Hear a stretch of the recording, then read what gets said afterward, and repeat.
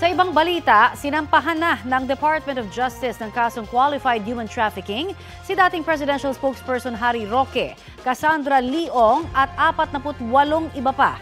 Ay kay Justice Undersecretary Nicholas T., kaugnay ito sa ni-raid na Lucky South 99 Pogo sa Porac, Pampanga.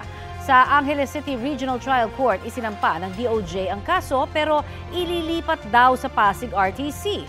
Alinsunod po yan sa utos ng Korte Suprema na doon dinggin lahat ng trafficking cases sa konektado sa Pogo.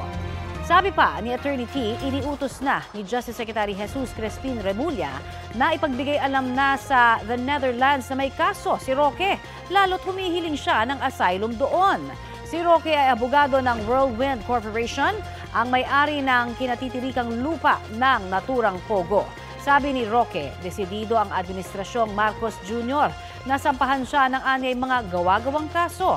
Idadagdag daw niya ang latest na asunto sa basihan ng kanyang asylum application bilang biktima umano ng political persecution. Para naman sa abogado ni Ong na si Attorney Ferdinand Topacio, gawa-gawa lamang ang kaso laban sa kanyang kliyente na batayan niya sa mga ebidensyang iligal umanong nakuha. Gayunpaman, paghahandaan daw nila ang kaso at magtitiwala sa pasya ng korte. Si Ong ay authorized representative ng Lucky South 99 sa PAGCOR.